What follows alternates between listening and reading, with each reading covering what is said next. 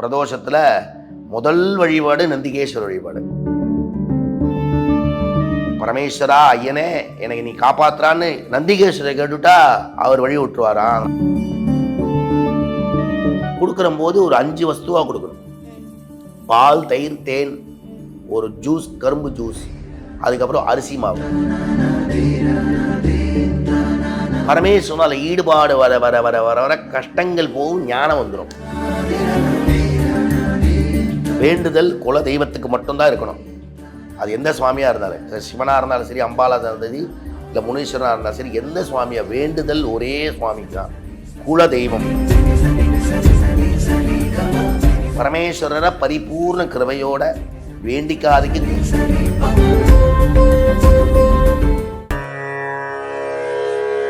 ஸ்ரீராம் குருஜி நேயர்களுக்கு அன்பு வணக்கம். இன்னைக்கு நமக்கு முக்கியமான ஒரு கொஸ்டினை பத்தி தான் நம்ம குருஜி ஐயா கிட்ட கேட்கணும். அது என்னன்னு பாத்தீங்கன்னா, மாதந்தோறும் வரக்கூடிய பிரதோஷம், இந்த பிரதோஷ வழிபாடு எப்படி பண்ணணுன்றதை நம்ம கேட்க போறோம். வணக்கம்மா. நிறைய பேருக்கு வந்துட்டு பிரதோஷத்தை வந்து நான் எப்படி வழிபடணும், என்ன பண்ணணும் அப்படின்ற நிறைய கேள்விகள்லாம் இருக்கு. புதுசா ஆரம்பிக்கிறவங்களா இருக்கட்டும், பாரம்பரியமா அதை ஃபாலோ பண்றவங்களா இருக்கட்டும், எல்லாருக்குமே வந்து சில சந்தேகங்கள் இருக்கு. அதை பத்தி கொஞ்சம் தெளிவா சொல்ல முடியுமா? மிருத்யுஞ்சயாய ருத்ராய நீலகண்டாய சம்பவே அமிர்தேஷாய சர்வாய மகாதேவாய தே நமஹ. மகாதேவம் மகேஷானம் மகேஸ்வர உமாபதிம் மகாசேன குரும் வந்தே மகாபய நிவாரணம். பிரதோஷத்தோட மகிமன்னா பயம் போக தான் பிரதோஷத்துக்கு போகணும். அந்த காலத்தில் பிரம்மாண்டமான ஒரு சிவஸ்தலம்லாம் இருக்குது, இன்றைக்கும் இருந்துட்டு இருக்குது. தஞ்சாவூராக இருக்கட்டும், நம்ம கும்பேஸ்வரராக இருக்கட்டும், அர்த்தநாரீஸ்வரராக இருக்கட்டும், கைலாசநாதராக இருக்கட்டும், எல்லா சிவஸ்தலம் நிறைய இருக்குது. பிரதோஷந்தோறும் பரமேஸ்வரர் ரொம்ப சந்தோஷமாக இருக்கிற தினம் பிரதோஷம். பார்வதி பரமேஸ்வரராக காட்சி கொடுக்குற தினம் பிரதோஷம். அன்னைக்கு ரொம்ப விசேஷம். நந்திகேஸ்வரர், நந்திகேஸ்வரருக்கும் விசேஷ அபிஷேகம் நடக்கும். ஏன்னா அவரை காக்கக்கூடியவர், அவரை ஆட்கொண்டவர், அவருக்கு நந்திகேஸ்வரர் ஈஸ்வரன் ஒரு பட்டம் கொடுத்தவர். அவர் ஈஸ்வரன் பட்டம் வச்சுருக்கவா யார் இல்லைன்னா அதில் அந்த ஈஸ்வரன் பட்டம் வச்சிருக்கிறதுல அவரும் நந்திகேஸ்வரன் ஒருத்தர். நந்திகேஸ்வரர் ஈஸ்வரர் அப்படின்னு ஒரு பெயர் பட்டத்தை வச்சுருக்கார். பிரதோஷத்தோறும் நம்ம கோவிலுக்கெல்லாம் போகிறோம். பிரதோஷத்தில் முதல் வழிபாடு நந்திகேஸ்வர வழிபாடு.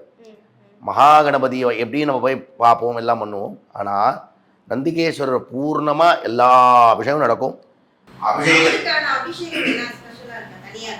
அரிசி மாவால் அபிஷேகம் பண்ணுறது ரொம்ப விசேஷம். கடந்துள்ள நிவர்த்தியாகும்.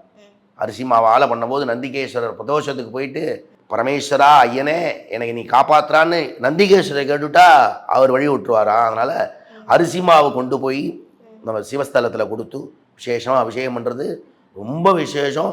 அதோட விசேஷம் எல்லாரும் பண்ணுறது பால். பாக்கெட் பாலை கொண்டு வாங்கி கொடுக்காதீங்க. ஏன்னா பாக்கெட் பாலுங்கிறது அது பண்ணுறதுக்கு பண்ணாமே இருக்கலாம். இளநீ வாங்கி கொடுக்கணும். நிறைய பசும்பாலாக வாங்கி கொடுக்கலாம். அதே மாதிரி பாக்கெட் பாலையே பாக்கெட்டில் கட் பண்ணிவிட்டு ஒரு பாத்திரத்துலேயோ எதுலேயோ விட்டு எடுத்துன்னு போகிறது தப்பு கிடையாது. அங்கே போயிட்டு பாக்கெட் பாலாக கொடுக்க வேண்டாம். சிவஸ்தலத்தில் போயிட்டு அந்த இடத்துல போயிட்டு நம்ம பாக்கெட்டாக கொடுத்தோம்னா அது கட் பண்ணணும், அது ஒரு குப்பையாக போகும். அந்த பாலான பட்டம்போது கட் பண்ணும்போது கீழே சிந்திருத்துனா அது பாவம். ஆமாம், சிவனுக்கு தான் சேரணும் அது. அவர் அந்த ஐயரானப்பட்டவர் கட் பண்ணுற போது ஒரு சொட்டு கீழே போயிட்டாலும் பிரதோஷம் போது பாலோ சந்தனம் கரைக்கிற போது சந்தனமோ கரைச்சி கொடுக்குறவங்கள சொல்கிறேன், அந்த பூஜை பண்ணுறவரை சொல்ல, கரைச்சி கொடுக்குற போது அந்த கர்ப்ப கிரகத்துக்குள்ளே போயிடுது அப்படின்னா ஒன்றும் அந்த திரவியத்துக்கு தோஷம் கிடையாது. வெளியிலும் போது நம்ம கொடுக்குற சமயத்தில் அந்த காலத்தில் துண்டை கட்டிக்கணும்னு பேர், எச்ச தெளிக்காமல் இருக்கணும். ஏன்னா அந்த வஸ்து மேலே பட்டுருத்துனா நம்ம ஒன்றும் அவ்வளோ பெரிய ஆள் இல்லையே. பரமேஸ்வரருக்கு பண்ணும்போது அந்த பாலை கட் பண்ணி வீட்டிலேருந்து 1 லிட்டர் இல்லை, 2 லிட்டர், 10 லிட்டர் இல்லை, ஒரு பித்தளை குடமோ இல்லை ஒரு பெரிய தூக்கோ நம்மளுக்கு எவ்வளோ கொடுக்கணும்னு ஆசைப்படுறீங்களோ கொடுக்குற போது ஒரு 5 வஸ்துவாக கொடுக்கணும். பால், தயிர், தேன், ஒரு ஜூஸ், கரும்பு ஜூஸ், அதுக்கப்புறம் அரிசி மாவு. இது 5 கொடுக்கணும். ஏன் 5 கொடுக்கணும் அப்படின்னா, பாலானப்பட்டது நம்மளுக்கு பாபத்தை போக்கக்கூடிய ஒரு வஸ்து. தயிரானப்பட்டது அந்த புளிப்புத்தன்மை இருக்கிறதுனால நம்ம உள்ளுக்குள்ள இருக்க மனசில் இருக்கிற ஒருத்தர் மேலே இருக்கிற ஒரு கிளேஷம், ஒருத்தர் கோபம், அந்த கசப்பு தன்மையை போக்கக்கூடிய வஸ்து தயிர். அதுக்கப்புறம் தேன் சொன்னேன். தேன் என்ன பண்ணணும்னு உங்களுக்கே தெரியும், இனிப்பு. அதை உடம்பு ஆரோக்கியமாக வச்சுக்கும். போனுக்கு உறுதி, நம்ம உள்ளே இருக்கிற செல்லு, நம்மளுக்கு உள்ளுக்கு இருக்கிற சதை இதை எல்லாத்துக்கும் ரொம்ப விசேஷமான ஒரு வஸ்து. குழந்தை பிறந்தது அப்படின்னா தேனால தான் நாக்கில் எழுதுவாங்க. அதனால் அதுக்கப்புறமா வந்து ஒரு ஆரஞ்சு ஜூஸுன்னு நான் சொன்னேன், அதுவும் கொடுக்கலாம், கரும்பு ஜூஸும் கொடுக்கலாம். ஏன்னா நிம்பு அப்படிங்கிற போது எலுமிச்சைப்பழம், அந்த எலுமிச்சைப்பழ சாரும் கொடுக்கலாம். அரிசி மாவு கடனை போக்கும். நான் அரிசி மாவு ஆளை அபிஷேகம் பண்ணிட்டேன், நீங்கள் சொன்னீங்க சுவாமி குருஜி சொன்னேன்ல, எனக்கு கடன் போடலாம் கேட்கக்கூடாது. என்னன்னா அதுக்குன்னு ஒரு தாற்பயம் இருக்குது.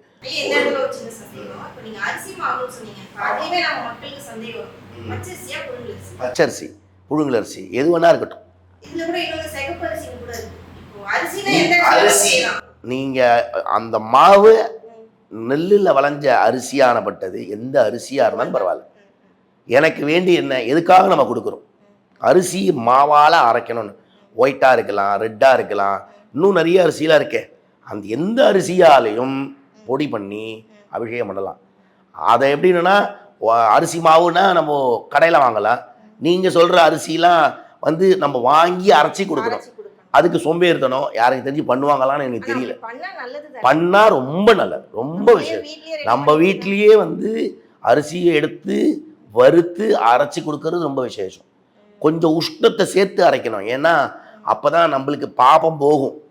ஏன்னா ஒரு சூடு பட்டுருச்சுன்னா அது ஆறுறதுக்கு எவ்வளோ நாள் எடுத்துக்கிறதோ கடனை போக்கு அவ்வளோ நாள் எடுத்துக்கும்.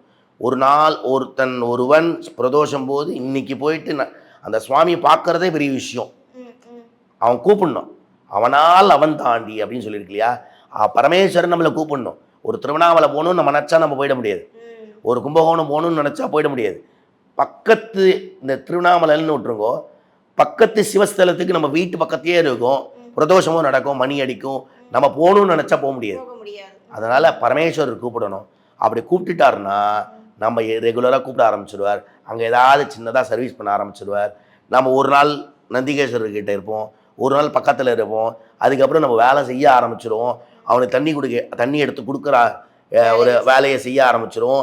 அவர் மேலே ஈடுபாடு வந்துடும்.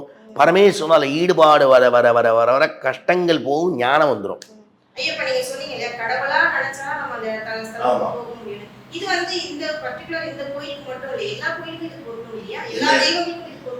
எல்லா தெய்வங்களுக்கும் பொருந்தும். சிவனுக்கு பிரதானம் என்னன்னா, அந்த மனுஷன் தான் கோபத்தில் உச்சில் இருப்பார்.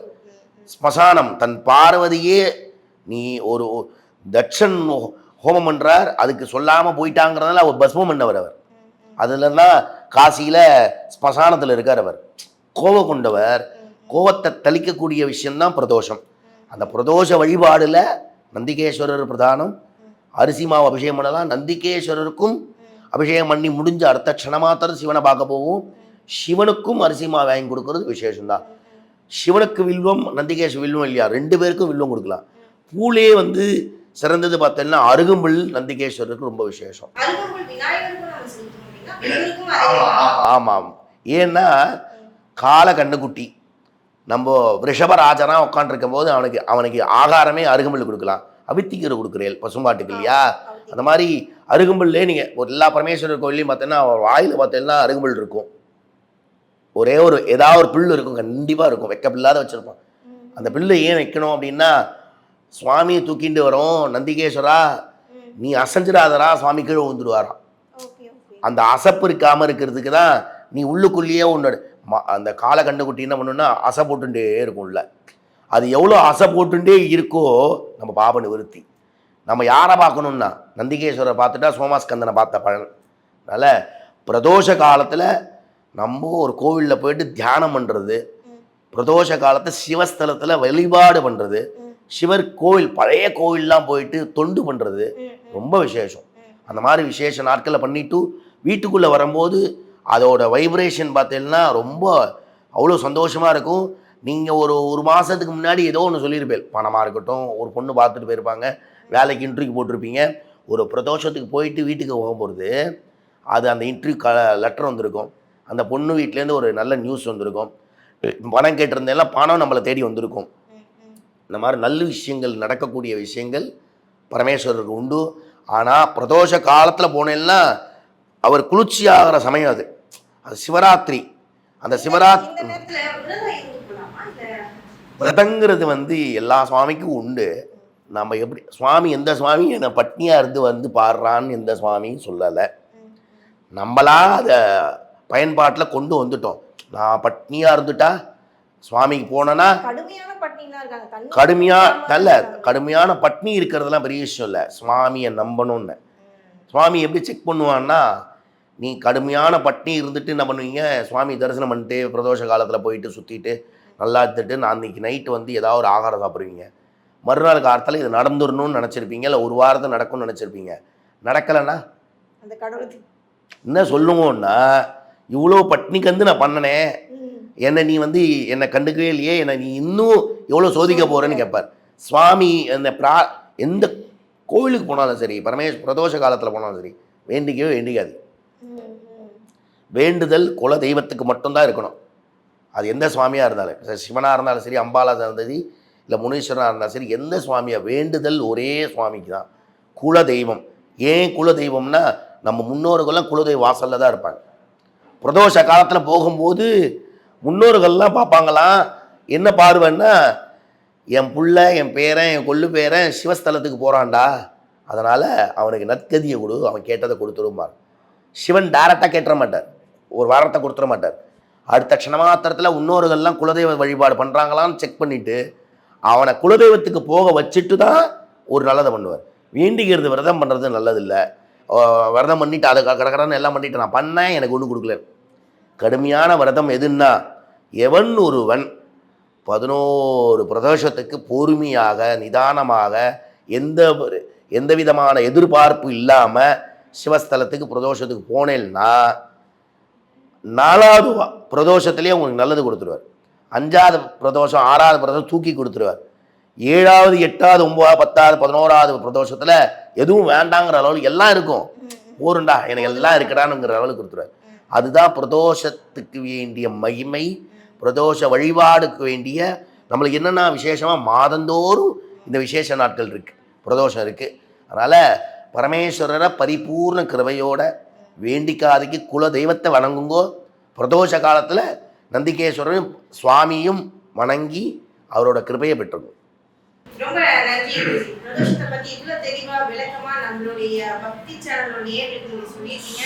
தொடர்ந்து பேசுவோம். நன்றி, வணக்கம்.